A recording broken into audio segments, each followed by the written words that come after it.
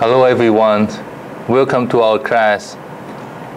My name is Ko Chen Lee. In today's sections, we will talk about system backup and recovery.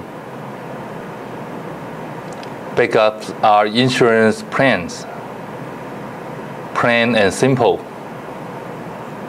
When disaster strikes, your backup implementation will either leave you out of harm's way or drowning without a life preservers. After all, if you have implemented a well thought out backup plan and practice the necessary recovery procedures until they are second nature, a server that have started working is nothing more than a bump in the road that you can smooth out even if you have to rebuild the servers from scratch to do it. Ask yourself the following questions.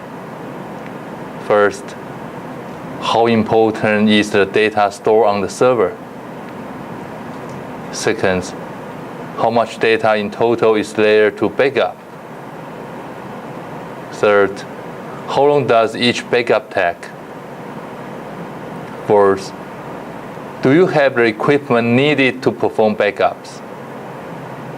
Fifth, who will be responsible for performing backups? The answers to these questions will help you develop your backup and recovery plan. Try to get the backup resources you need, and do so without reservation. If you have to make incremental purchases over a period of several months to get the backup equipment and supplies, do so without hesitation. And plan separate backup strategies for system files and data files. First, system files be used by the operating system and applications. These files change when you install new components, service packs, or pages. They include system state data. And the second, data files be created by applications and users. Application files contain configuration settings and data. And user files contain the daily work of users and can include documents, spreadsheets, media files, and so on. And these files change every day. And specific backup and recovery techniques for key services are as follows.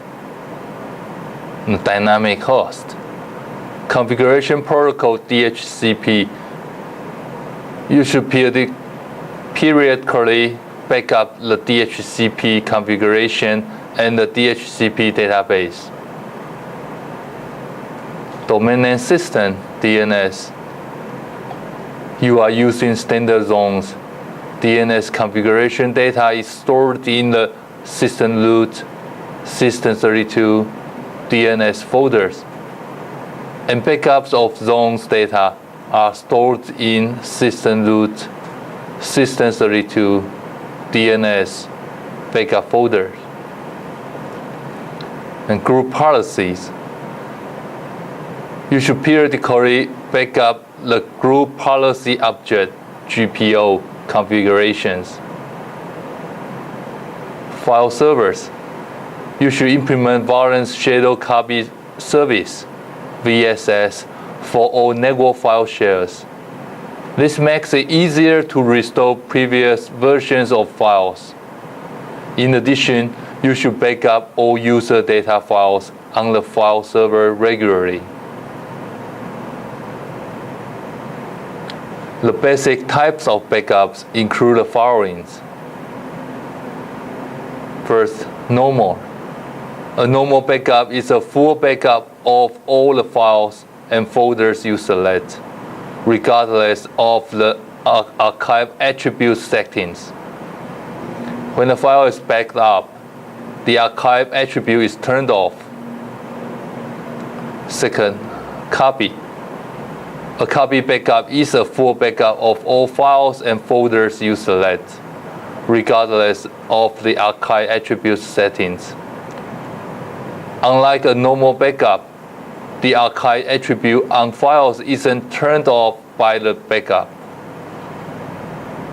This means that you can use a copy backup to create an additional or supplemental backup of a system without interfering with the existing backup strategy. Third, incrementals. An incremental backup is used to create a backup of all files that have changed since the last normal or incremental backup.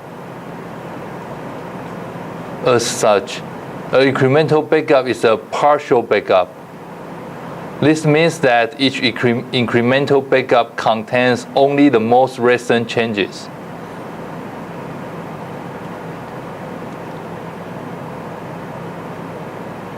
Differentials. A differential backup is used to create a backup of all files that have changed since the last normal backup. Like an incremental backup, in a differential backup, the backup program uses the archive attribute to determine which files should be backed up. This means that each different backup contains all changes. Fifth, daily. A daily backup uses the modification date on the files rather than the archive attributes. If a file has been changed on the day the backup is performed, the file will be backed up. This technique doesn't change the archive attributes of files and is useful when you want to perform an extra backup without interfering with existing backup strategy. If you use a media rotation schema, monthly or quarterly media sets can simply be media sets that you are rotating to offsite storage. Consider the following media rotation scenarios. First, media rotation with 3 weekly media sets and 1 monthly media set, and 1 tab or disk for each day of the week. 3 weekly media sets are maintained on site. Once a month, you rotate the previous week's media set to offsite storage. Second, media rotation with 3 weeks media sets, 1 monthly media set, and 1 quarterly media set, and 1 tab or disk for each workday. 3 weekly media sets are maintained on-site, and once a month, you rotate the previous week's media set to off-site storage. Once a quarter, you rotate the previous week's media set to off-site storage. And many backup and recovery solutions are available for use with Windows Server 2008. When selecting a backup utility, you will need to keep in mind the types of backups you want to perform and the type of data you are backing up. And you can use Windows Server Backup for recovery in several ways. Rather than having to manually restore files from multiple backups if the files were stored in incremental backups, you can recover folders and files by choosing the date on which you back up the version of the item or items you want to restore. And the first time you use Windows Server Backup, you will see a warning that no backup has been configured for the computer as shown in figures. And you clear this warning by creating a backup using the Backup Once features or by scheduling backups to run automatically using backup schedule feature. When you use a Windows Server backup, the first backup of a server is always a full backup. This is because the full backup process clears the archive bits on file, so that Windows Server backup can track which files are updated subsequently. And you can configure the default performance settings by clicking Config Performance Settings in the Action pane or on the Action menu doing one of the following, and then click OK. Select Always Perform Full Backup to perform full backups of all attached drives. And select Always Perform Incremental Backups to perform incremental backups of all attached drives. And select Custom, and then from the option list provided, select whether to perform full or incremental backups for individual attached drives. As part of the backup process, you also will need to specify a storage location for backups. Keep the following in mind when you are choosing storage locations. First, use an internal hard disk for storing backups. You are limited in how you can recover your systems. You can recover the data from a variant, but you cannot rebuild the entire disk structures. Second, use an external hard disk for storing backups. The disk will be dedicated for storing your backups and will not be visible in Windows Explorers. Choosing these options will format the selected disk or disks, removing any existing data. Third, use a remote shared folder for storing backups. Your backup will be overwritten each time you create a new backup. Do not choose these options if you want to store multiple backups for each server. Fourth, use removable media or DVDs for storing backups. You can only recover entire volumes, not applications or individual files. The media you use must be at least 1 GB in size. Click Backup Schedule on the Action menus or in the Actions panes to start the Backup Schedule wizard. After scanning the available disks, Windows Server Backup starts the Backup Schedule wizard. Click Next on the Select Backup Configuration page, showing the following screen. Note the backup size list under the full server options. This is the storage space required to back up the server data, applications, and the system state. To back up all volumes on the server, select the full server options and then click Next. To back up selected volumes on the server, click Custom and then click Next. If you selected Custom, the Select Backup Items page is displayed as shown in the following screens. Select the checkboxes for the volumes that you want to back up and clear the checkboxes for the volumes that you want to exclude. Only locally attached disks formatted with NTFS can be included in scheduled backups. Volumes that contain boot files, operating system files, or applications are included in the backup by default and cannot be excluded.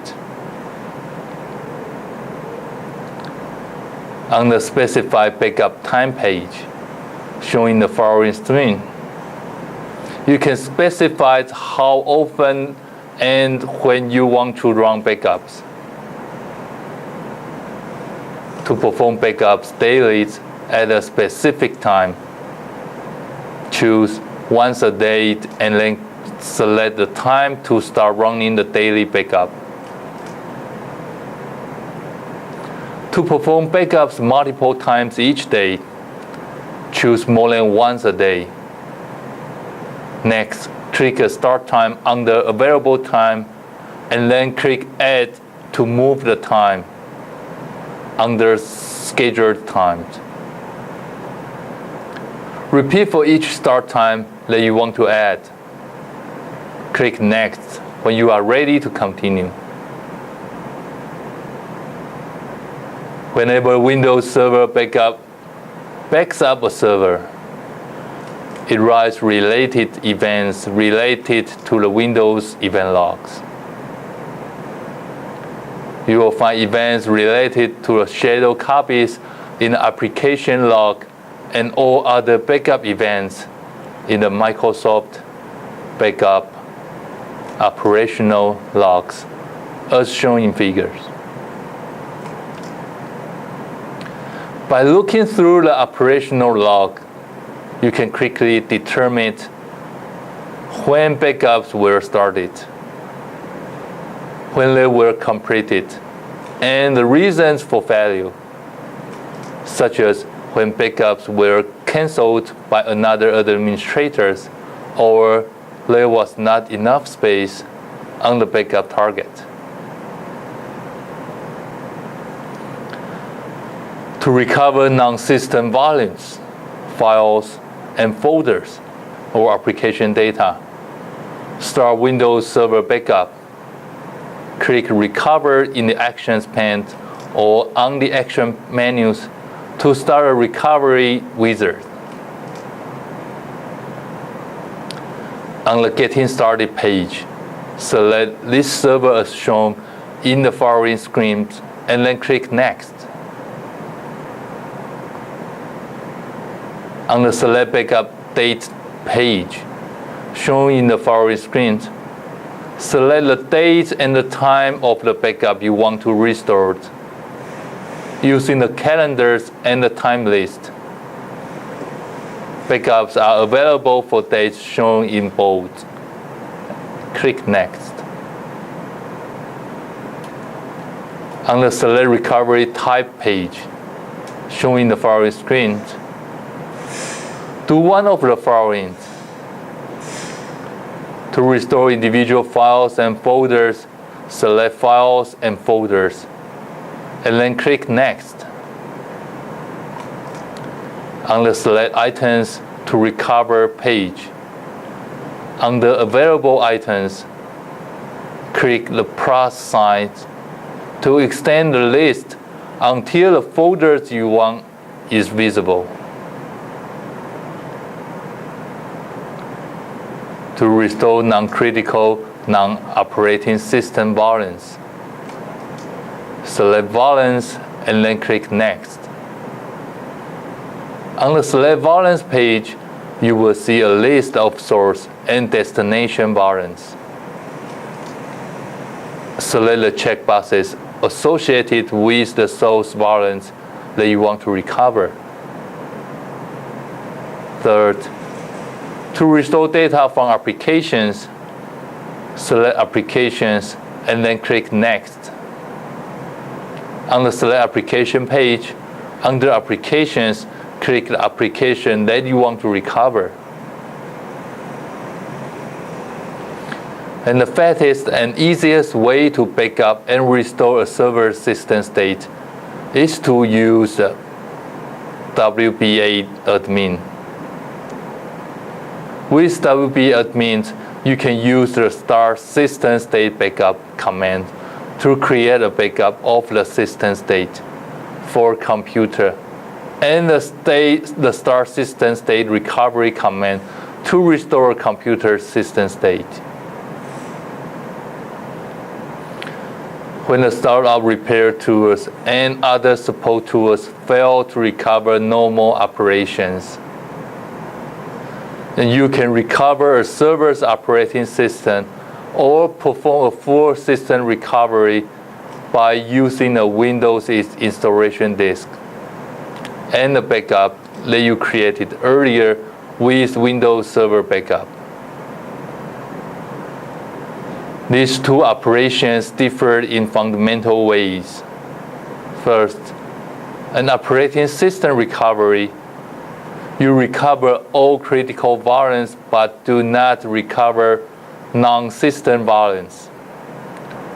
A critical variant is a variant that has files the operating system needs during startup and normal operations, and includes both the boot variants and the system variant. Second, a full system recovery.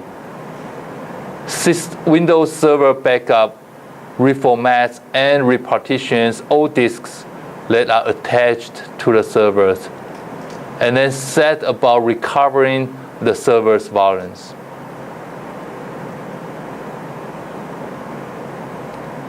Only choose how to restore the backup page.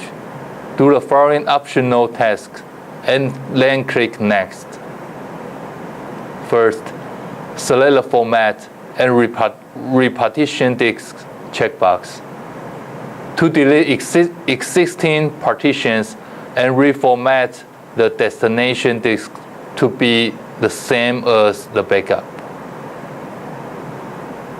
Second, click the Exclude Disks button and then select the checkboxes associated with any disks you want to exclude from being formatted and partitioned. The disk that contains the backup that you are using is automatically excluded. Third, click Install Drivers to install device drivers for the hardware to which you are recovering. Fourth, click Advanced to specify whether the computer is restarted and the disks are checked for errors immediately after recovery operations is complete. On the confirmation page, review the details for the restorations, and then click Finished. The Windows Complete PC Restore wizard will then restore the operating system or the full server as appropriate for the options you have selected. Ladies and gentlemen, welcome to our class. In these sections, we will talk about the system backup and restore. We will show you how to backup your systems and restore it step by step. Before we start, let's see the devices we need to prepare for backing up our system. First, the system itself. You can only back up your system while the system is functional. So it is recommended that you can back up your system regularly in order to keep the latest working version before your system crashes. Second, the external storage device. It is used to store your system backup image. Although you can back up your system in the same disk, it is not recoverable if your file system also crashes. It is highly recommended if you can store your backup image in the external storage devices, such as USB drive, CD-ROM, or external hard drive. Here we will use the external hard drive to demo the backup process. Now we are ready to back up our system. To back up your system in Windows 7, you can click on Start, Computer, and right-click on the system drive, select Properties, then click on the Tools tab and click on the Backup button. In the pop-up windows, you can use the default settings to backup your systems, or click on Change Settings to customize your settings, which is recommended for users who like to have more user controls for the backup process. So you can set up the backup destinations. Select files to be included in your image.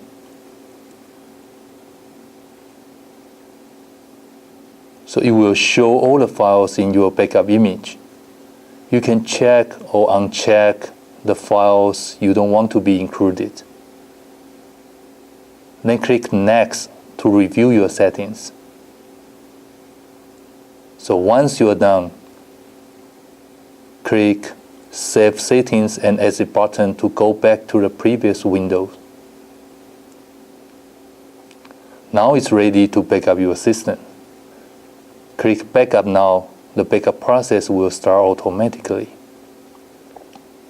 And you can click on View Details to see the process of backing up.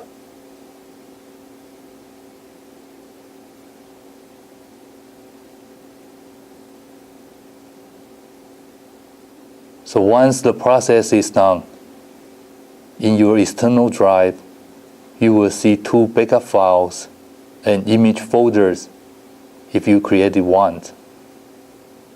And this is the process of backup your system.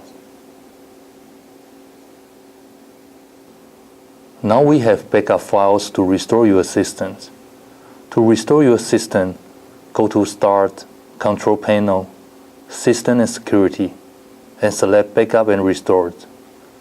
In these windows, select Manage Space to find your backup image.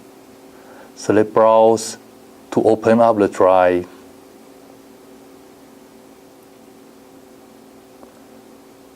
And double-click on the backup files and select Restore my files from this backup.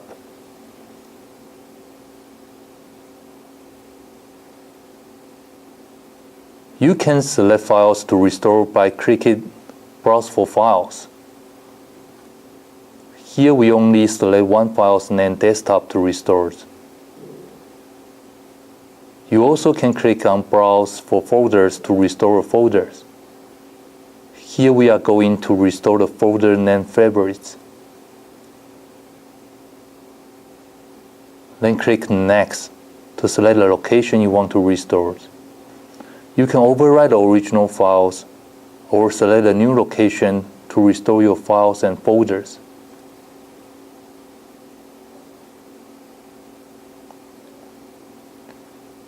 So here we restore to a new location called Backup.